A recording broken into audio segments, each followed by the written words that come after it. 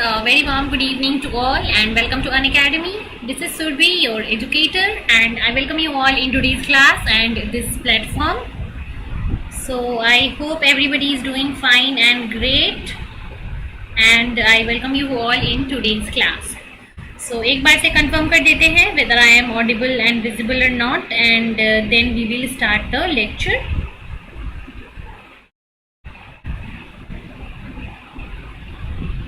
So let me confirm once.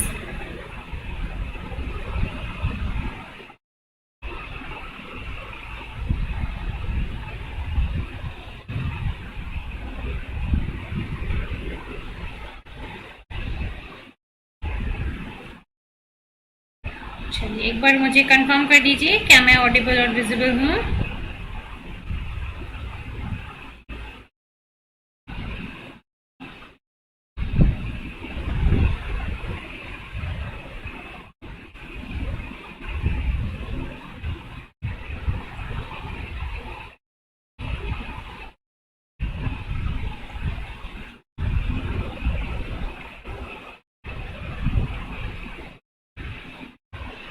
Yes, yeah. So I think video is live now. So let's start the lecture. और आज के lecture में हम बात करने वाले हैं TCA साइकिल के बारे में, ठीक है, और सिट्रिक एसिड साइकिल के बारे में. सो TCA cycle, citric acid cycle या फिर हम इसको C3 साइकिल भी बोलते हैं. सो इसके बारे में हम बात करने वाले हैं and it is a part of glucose metabolism. So glucose metabolism का ये आपका एक पार्ट है आपके इस चैप्टर का.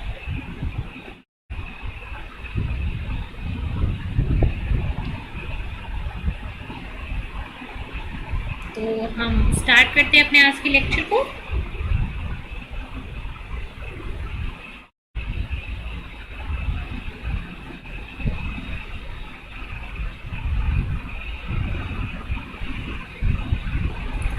चलिए, so before starting the lecture let me tell you few important things related to Unacademy.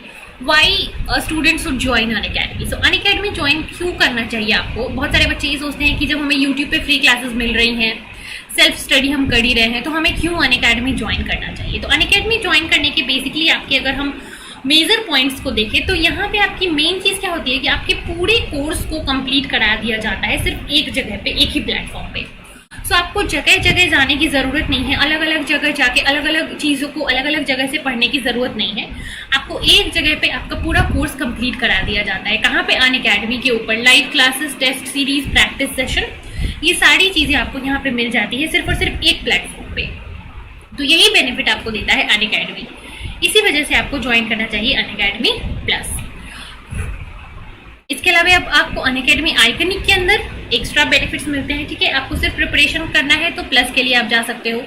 Preparation के साथ साथ आपको कंप्लीट गाइडेंस चाहिए, ठीक है. आपको अपनी स्टडी मटेरियल, स्टडी प्लानर आपके लिए, एक्सपर्ट गाइडलाइंस, सजेशंस, ये सारी चीज़ें अगर आपको चाहिए, personal guidance, study planner, study material, expert guidelines, then test analysis, so ये सारे अगर आपको एक्स्ट्रा बेनिफिट्स चाहिए, ठीक है. सो एक्स्ट्रा बेनिफिट्स, एक्स्ट्रा चीज़ों के लिए आपको क्या करना होगा? आपको आइकनिक सब्सक्रिप्शन लेना होगा. सो प्लस सब्सक्रिप्शन के लिए आपको अपने फ़ायदे हैं, आइकनिक सब्सक्रिप्शन के आपके अपने फ़ायदे हैं. सो आप दोनों में से कोई भी सब्सक्रिप्शन ले सकते हो. It's totally your choice. अगर आपको आइकनिक सब्सक्रिप्शन लेता है यू कैन ज्वाइन आइकनिक. अगर आपको प्लस सब्सक्रिप्शन लेना है you can join plus also, ठीक है. So personal guidance, study planner, study material, expert guidelines and test analysis, यहाँ पे ये 5 बेनिफिट्स हैं जो कि आपको मिलते हैं अनअकैडमी के प्लस सब्सक्रिप्शन के साथ. इसके अलावा अगर आप अनअकैडमी के आइकनिक सब्सक्रिप्शन से जुड़ना चाहते हो, सो अनअकैडमी का आइकनिक सब्सक्रिप्शन आपको लर्निंग ऐप और प्लस सब्सक्रिप्शन भी लर्निंग ऐप पे मिलेगा. और अगर आप जुड़ना चाहते हो अनअकैडमी की फ्री क्लासेस से, that is Unacademy's special classes, ठीक है. सो अनअकैडमी की स्पेशल क्लासेस के लिए आप अनअकैडमी लर्निंग ऐप डाउनलोड करके उसको इंस्टॉल करके यहाँ से आप फ्री क्लासेस देख सकते हो. फ्री क्लासेस के लिए आपको यहाँ पे आता है फ्री लाइव क्लासेस का ऑप्शन, यहाँ से आप फ्री लाइव क्लास देखोगे, ठीक है. Then you can, if you want to join Unacademy plus, so plus join करने के लिए आपको यहाँ से प्लस पे क्लिक करना होगा. Then you have to choose your plan. Plan यहाँ पे आप 12 मंथ, 6 मंथ्स में से जो प्लान भी लेना चाहते हो चूज कर लो, ठीक है. विजय यादव बी फार्मा वाले यूजीसी नेट के लिए एलिजिबल है. I think if you have done B Pharma, so you are eligible for UGC NET. You have to check the eligibility criteria. I am not sure, but I think you are eligible. One second, let me check. I will let you know. One second.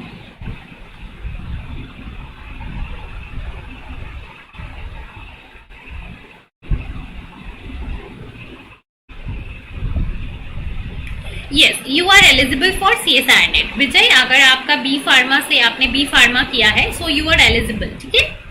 If you have done masters और MSc या MSc की equivalent degree या फिर आपने B pharma किया है, so you are eligible. ठीक है? Criteria should be you must have more than 55%. 55% आपका ओवरऑल परसेंटेज होना चाहिए in your graduation और masters, then you are eligible. ठीक है? सो या what we are telling that, अगर आप CSIR UGC नेट की सब्सक्रिप्शन लेना चाहते हो, तो सब्सक्रिप्शन लेने के लिए आप यहाँ से प्लान चूज कर सकते हो. And if you want to subscribe, then subscription करते टाइम जब आप पेमेंट कर रहे हो, सो पेमेंट करते time you have to remember that just use this code Surabhi 01. इस कोड को यूज करके आप अनअकैडमी से 10% ऑफ ले सकते हो. ठीक है? इस कोड को यूज करके आपको अनअकैडमी प्लस सब्सक्रिप्शन से 10% ऑफ मिल जाता है. Now announcement for new batches. So a new outside batch which is a crash course batch for life sciences CSIR NET. So it is a crash course of life science. ठीक है? crash course for life sciences. ये start हो रहा है आपका batch number 2 from 13th of October. 13th of October से ये नया बैच आपका स्टार्ट हो रहा है, जो कि एक क्रैश कोर्स है जहाँ पे आपके कंप्लीट सिलेबस को कवर कराया जाएगा. सो ये बैच आपका 13th October से स्टार्ट हो रहा है. इसके अलावा another batch is for mathematical sciences CSIR NET. ये भी आपका 12th of October से स्टार्ट हो रहा है. So you can join this batch also. Next is a batch for GATE and CSIR UGC NET. It is a comprehensive batch course for chemical sciences, जो कि आपका 11th October से start हो रहा है. So these are some new batches जो कि आपके स्टार्ट हो रहे हैं. लाइफ साइंस के लिए 6th October से नया बैच स्टार्ट हुआ है. तो बहुत सारे नए बैचेस अभी लॉन्च हो रहे हैं आपके लिए, और इन सारे नए बैचेस में आप अपने आप को इनरोल कर सकते हो अनअकैडमी प्लस के सब्सक्रिप्शन को लेके. ठीक है? प्लस सब्सक्रिप्शन या आइकनिक सब्सक्रिप्शन, कोई भी सब्सक्रिप्शन लोगे तो आप उसमें आपको ये सारे बेनिफिट्स मिल जाएंगे. So okay, so now let's just start our lecture. So yesterday's और उससे पहले की क्लासेस में हमने देखा क्या, हमने ग्लाइकोलिसिस स्टार्ट किया. ठीक है? ग्लाइकोलिसिस हमने बेसिकली क्या स्टार्ट किया था, हमने कार्बोहाइड्रेट मेटाबॉलिज्म स्टार्ट किया था. एंड कार्बोहाइड्रेट मेटाबॉलिज्म के अंदर हम क्या क्या चीजें पढ़ चुके हैं. हम ग्लाइकोलिसिस ऑलरेडी पढ़ चुके हैं. ग्लाइकोलिसिस क्या होता है, क्या क्या स्टेप्स होते हैं, और ग्लाइकोलिसिस के एंड स्टेप में आपको 2 पाइरूवेट मिल जाता है. इसके बाद हमने आगे के लेक्चर में पढ़ा कि पाइरूवेट के क्या क्या फेट हो सकते हैं. तो पाइरूवेट अगर एरोबिक रेस्पिरेशन में जा रहा है तो वो TCA साइकिल में जाएगा, उसके बाद इलेक्ट्रॉन ट्रांसपोर्ट चेन होगा. अगर पाइरूवेट एनारोबिक कंडीशन में जा रहा है तो वो लैक्टिक एसिड फॉर्मेशन कर सकता है, या फिर पाइरूवेट एनारोबिक कंडीशन में इथेनॉल भी बना सकता है. सो बेसिकली हमने क्या देखा था, fates of pyruvate. Fates of pyruvate हमने देखा था. इसके बाद हमने एक प्रोसेस देखा था, ग्लूकोनियोजेनेसिस. सो जब हमारी बॉडी में स्टार्वेशन के टाइम पे क्या होता है, ग्लूकोज की कमी हो जाती है. जब हमें ग्लूकोज की जरूरत होती है और हम स्टार्व कर रहे होते हैं, लेकिन हमारे ब्रेन को और भी कुछ ऑर्गन होते हैं, वहां पे हमारा बॉडी सिर्फ ग्लूकोज को यूज कर सकता है और किसी कार्बन सोर्स को वो यूज ही नहीं कर सकता है. तो हमारे बॉडी में जब हम खाना नहीं खा रहे हैं, स्टार्वेशन पे हैं, ग्लूकोज बॉडी का खत्म हो गया है, तो ब्रेन को कंटिन्यूअस ग्लूकोज सप्लाई करने के लिए हमारा बॉडी जो है वो हमारे अंदर ग्लूकोज की सिंथेसिस करने लगता है, और उस प्रोसेस को हम बोलते हैं ग्लूकोनियोजेनेसिस. तो ग्लूकोनियोजेनेसिस के बारे में भी हम ऑलरेडी पढ़ चुके हैं. तो जो सारे बच्चे इन लेक्चर्स को नहीं अटेंड कर पाए हैं वो जाके रिकॉर्डेड लेक्चर देख लेना. तो पाइरूवेट की जो 3 फेट में से जो पहली फेट होती है, जहाँ पे पाइरूवेट कन्वर्ट होता है और एंटर कर जाता है TCA साइकिल में, उसके बाद वो एंटर कर जाता है इलेक्ट्रॉन ट्रांसपोर्ट चेन में for the generation of energy, for the generation of ATP. ठीक है? सो इस पर्टिकुलर प्रोसेस को हम आज के लेक्चर में देखने वाले हैं. ये TCA साइकिल, पाइरूवेट बन गया ग्लाइकोलिसिस में. ठीक है? ग्लाइकोलिसिस में पाइरूवेट बन गया, 2 मॉलिक्यूल्स ऑफ पाइरूवेट. अब इस पाइरूवेट का क्या फेट होता है under aerobic condition. Aerobic condition में इस पाइरूवेट का क्या फेट होता है, ये हम आज के लेक्चर में देखने वाले हैं.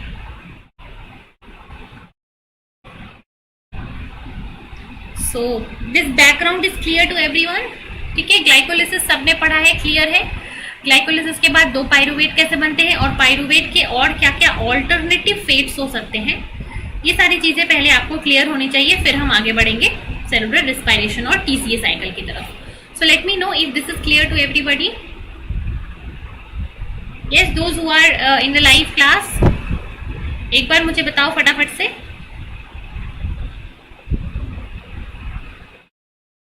और जो बच्चे मेरी क्लास पहली बार अटेंड कर रहे हो, so let me know any suggestion, anything you want to ask और एनीथिंग जो कि आप चाहते हो कि इम्प्रूव हो, या फिर कुछ भी, any suggestion, anything you want to tell those students who are attending my class for the first time, and anything you want to ask, any problem you are facing, कुछ समझने में किसी को प्रॉब्लम आ रहा है तो बोल सकते हो। लेक्चर्स अगर किसी को समझने में कुछ दिक्कत हो रही है तो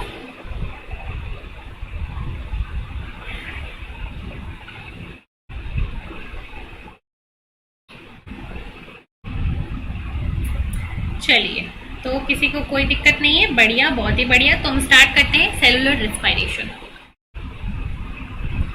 So for most eukaryotic cells and bacteria which live under cellular condition, they will oxidize their organic fuels, ठीक है, organic fuels like carbon sources, ठीक है। So mostly these carbohydrate or carbon sources are oxidized into CO2 and water that rather than being reduced to lactate or ethanol.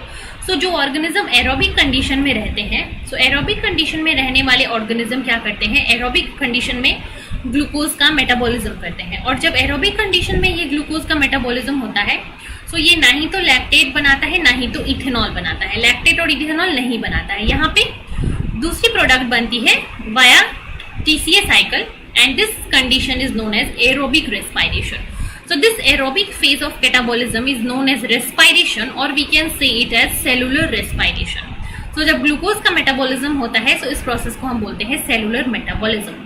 So cellular metabolism basically completed in 3 phases. 3 major stages are there during the cellular respiration.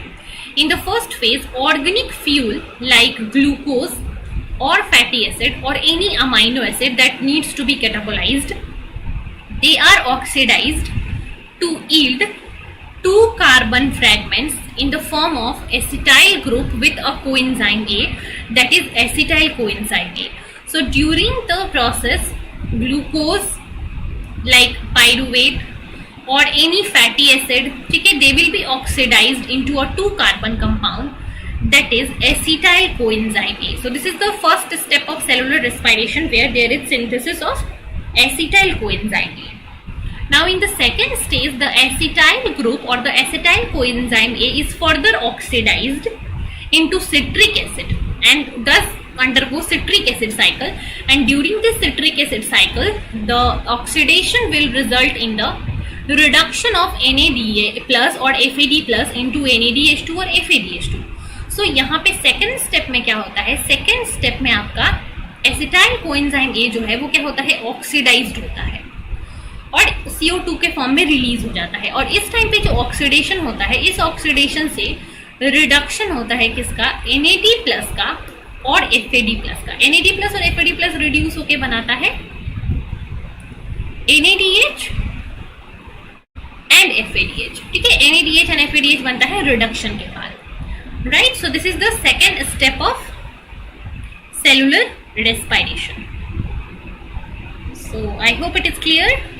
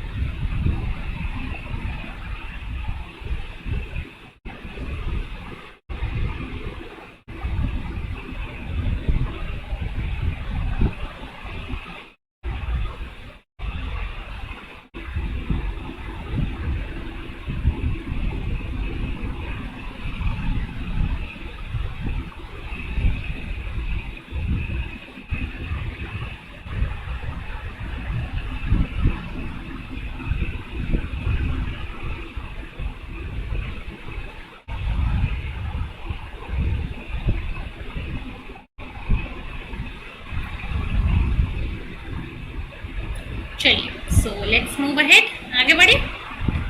ये हो गया second step. Now the third step is, in the third step these reduced coenzymes, that is these two products NADH2 and FADH2, see these two products are now oxidized, making the ATP. So these NADH2 and FADH2 are oxidized into NAD plus and FAD plus, और ये जो NADH2 और FADH2 अपने electrons और protons को किसको दे देते हैं, इलेक्ट्रॉन ट्रांसपोर्ट चेन में, and in this electron transport chain it goes via different electron carriers which will result in the generation of ATP. So these are the three stages of TCA cycle. The first stage is when there is a generation of acetyl coenzyme A. The second step is the TCA cycle where acetyl coenzyme A is converted into CO2 and NADH2 and FADH2 are generated. The third step is when this NADH2 and FADH2 will donate its electron to the electron transporters, will result in the generation of ATP. So these are three stages of cellular respiration. So I hope it is clear. Now moving to the first step, that is production of acetyl coenzyme A. So in normal cell, not tumor cell, normal healthy cell की हम बात करें, so pyruvate in the mitochondria is oxidized to acetyl coenzyme A and CO2 by the enzyme pyruvate dehydrogenase complex. So pyruvate dehydrogenase complex जो है ये एक enzyme है which will catalyze the conversion of pyruvate into acetyl coenzyme A. So it is an enzyme which will do oxidation as well as decarboxylation reaction, in which the carboxyl group, this CO group is removed from the pyruvate as CO2 and the last two molecules will be combined with a coenzyme A group. तो basically क्या होता है, ये CO2 के form में निकल जाएगा और जो ये रिमेनिंग ग्रुप है CH3CO acyl group, this acyl group is combined with a coenzyme A to make acetyl coenzyme A. So this is the overall reaction catalyzed by the enzyme pyruvate dehydrogenase complex. यहाँ पे pyruvate से CO2 को remove कर देता है और इस CH3CO group में कोएंजाइम A को ऐड कर देता है। CH3CO ग्रुप में कोएंजाइम A को ऐड कर दिया। So this is, first of all, this is a decarboxylation reaction. So यहाँ पे decarboxylation and this is another reaction which is a oxidation. So यहाँ पे डीकार्बोक्सिलेशन और ऑक्सीडेशन दोनों साथ में ही होता है. Decarboxylation and oxidation both the processes will happen together. ठीक है, दोनों ही प्रोसेसेस यहाँ पे साथ में होते हैं. So next, moving ahead. So this pyruvate dehydrogenase complex, it requires 5 coenzymes.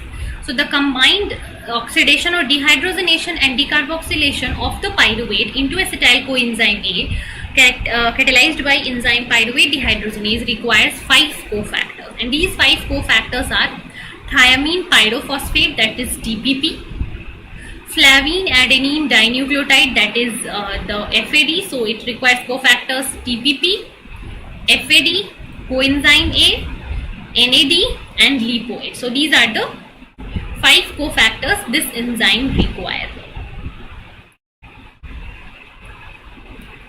So basically what does it do? So it, first of all, the pyruvate will combine with a cofactor TPP and the E1 enzyme. So basically this enzyme, it is a multimeric enzyme which has 3 distinct enzyme subunit, and this is a complex that contains 3 enzymes, and the 3 enzymes are, first is pyruvate dehydrogenase, which is the E1 enzyme, dihydrolipoyl transacetylase, which is the E2 enzyme, dihydrolipoyl dehydrogenase, which is the E3 enzyme. So basically the pyruvate dehydrogenase complex, it requires 3 different enzymes. 3 different enzyme मिलके pyruvate dehydrogenase complex बनाते हैं. First is pyruvate dehydrogenase, second is dihydrolipoyl transacetylase, and third is dihydrolipoyl dehydrogenase. ये 3 enzyme एक साथ मिलके बनाते हैं आपका pyruvate dehydrogenase complex. So what happened during the reaction? First of all, pyruvate will combine with E1 and TPP. Pyruvate will combine with E1 and TPP and make a complex. So pyruvate से यहाँ पे CO2 निकल जाएगा and the remaining CH3CO group will make a complex with E1 TPP. Now the coenzyme A will combine here. So coenzyme A will go and bind to the CH3CO group, and this E1 TPP is released, and then the regeneration will happen. So the main aim of this reaction is to form acetyl coenzyme A. So from two pyruvate molecule, two acetyl coenzymes A are formed. दो pyruvate molecule react करेगा, दो CO2 release होगा, और यहाँ पे दो acetyl coenzyme A molecules बनेंगे. So this is the reaction catalyzed by pyruvate dehydrogenase complex. Next reaction which will happen via citric acid cycle. So next अब हमारा acetyl coenzyme A जो बना, this acetyl coenzyme A will now enter into the TCA cycle. acetyl coenzyme A अब enter करेगा कहाँ पे? TCA cycle के अंदर. So this TCA cycle, citric acid cycle, it is described by Hans Krebs, and the site is mitochondria. ठीक है? So also called as TCA cycle, that is tricarboxylic acid cycle, and it has basically 8 steps. So starting with the reaction, so the first step in the process of citric acid cycle is the formation of citrate. So the first reaction of the TCA cycle is the conversion of acetyl coenzyme A. So acetyl coenzyme A bind करेगा oxaloacetate से to form citrate. The next enzyme is the formation of isocitrate. So the enzyme aconitase catalyzes the reversible transformation of citrate to isocitrate. ठीक है? So first product is citrate, second product is isocitrate. And in the next step, this isocitrate is oxidized into alpha ketoglutarate. So isocitrate convert होगा alpha ketoglutarate, और यहाँ पे होता है oxidation. जहाँ भी ऑक्सीडेशन होगा वहाँ पे NAD ऑक्सीडाइज, NAD रिड्यूस होगा into NADH. So यहाँ पे एक NADH बन गया और alpha ketoglutarate बन गया. Now this alpha ketoglutarate is further oxidized into succinyl coenzyme A. यहाँ पे भी एक CO2 रिलीज होगा और एक NADH बनेगा. Next is succinyl coenzyme A get converted into succinate. Now succinate get converted into fumarate, and this is oxidation. So here also one FADH2 is generated. Now fumarate to malate, and malate will again regenerate your oxaloacetate. So उसको पूरी अगर cyclic के form में हम देखेंगे तो ज़्यादा बेहतर तरीके से आप याद कर पाओगे. साइक्लिक अगर आप याद करो, सो साइक्लिक सिट्रिक एसिड साइकिल में क्या होगा? सबसे पहले आपका एसिटाइल कोएंजाइम ए जो है वो ऑक्सैलोएसिटेट के साथ कंबाइन करेगा, and in the presence of enzyme citrate synthase और सिट्रेट बनाएगा. अब ये सिट्रेट जो है वो कन्वर्ट होगा आइसोसिट्रेट में.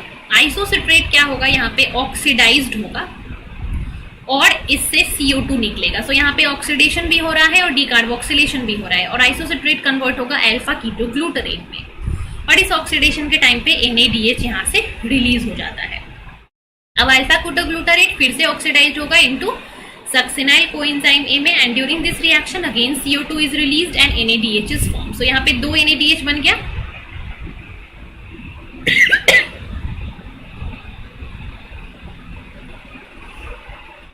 Sorry. Now this succinyl coenzyme A is converted into succinate, and here there is generation of ATP, or you can see GTP once again.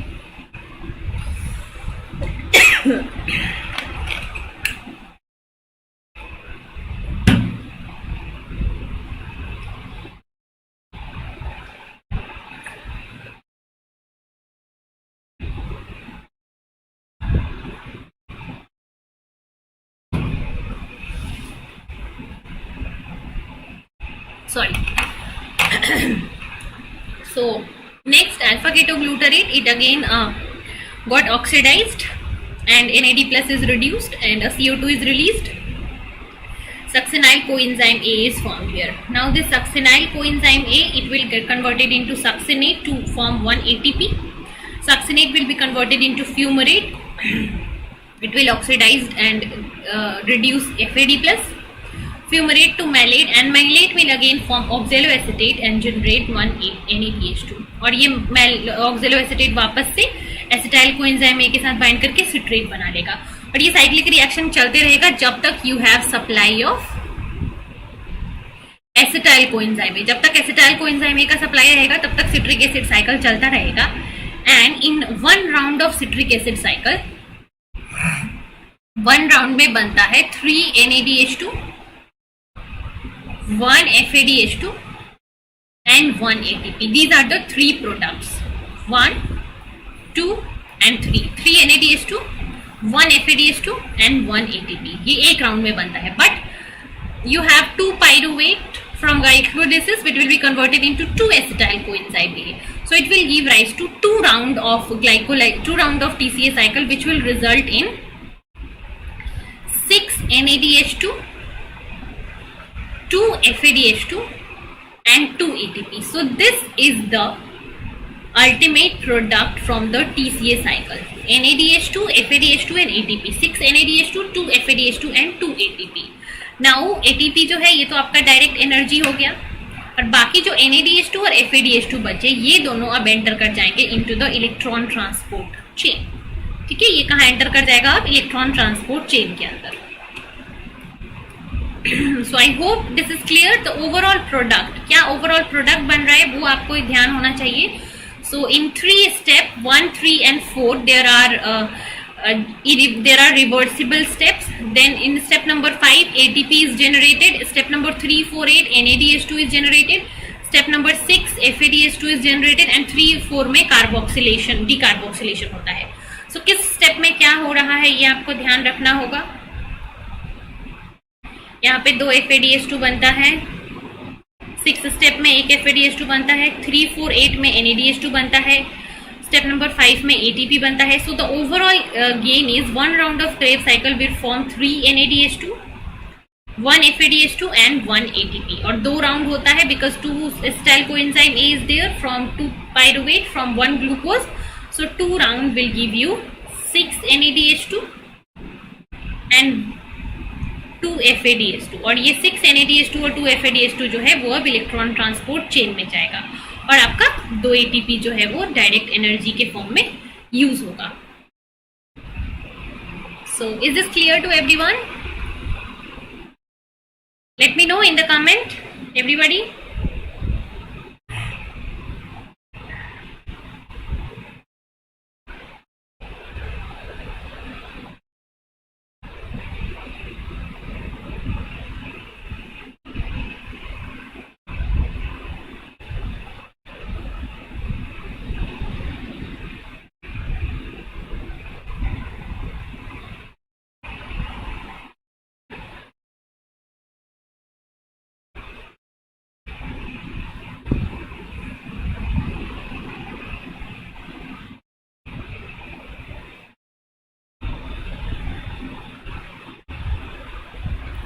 ठीक है, चलिए फिर आज के लेक्चर के लिए हम इतना ही रखेंगे. सो रेगुलेशन एंड ऑल दो things we are going to study in our subsequent classes.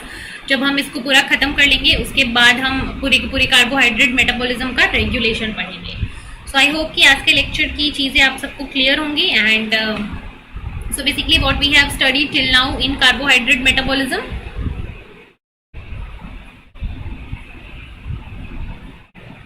एक अगर आपको शॉर्ट क्विक रिवीजन दे हम तो कार्बोहाइड्रेट मेटाबॉलिज्म में सबसे पहले हमने ग्लाइकोलिसिस ही पढ़ा था कि ग्लूकोज कैसे कन्वर्ट होता है इनटू 2 मॉलिक्यूल्स ऑफ पाइरुवेट. अब पाइरुवेट जो है वापस से रिएक्शन करता है पाइरुवेट डिहाइड्रोजनेज.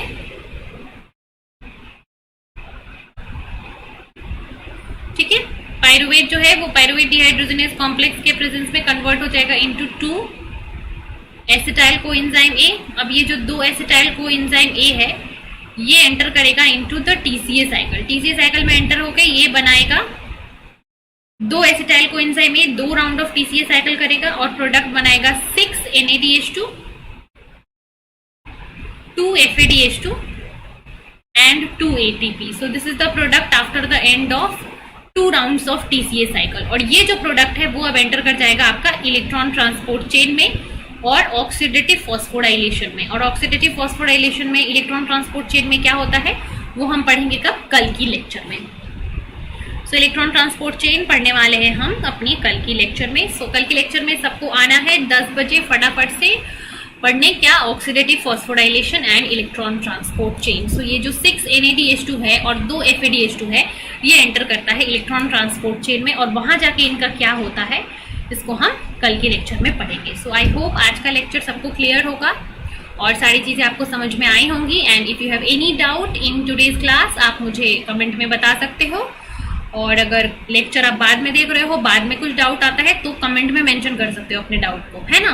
कोई भी हेजिटेशन नहीं करना है, कोई भी आपको शर्माना नहीं है, डाउट पूछने में शर्माने का नहीं। जो भी डाउट है, जो भी नहीं समझ में आता है, आप तुरंत से कमेंट में पूछ सकते हो। यही तो फायदे है ना लाइव क्लास के, ताकि आपका जो भी डाउट आ रहा है एट दैट पॉइंट, कुछ भी छोटी से छोटी डाउट भी वो आपका क्लियर हो सके।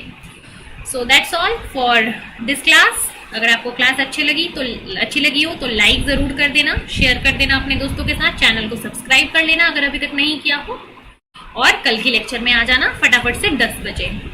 तो चलिए फिर, थैंक यू। आई थिंक किसी का कुछ सवाल नहीं है। सो अभी तो हम लेक्चर को एंड करेंगे फिर, किसी का अगर कोई सवाल नहीं है। सो okay, so will and the lecture now. Thank you so much.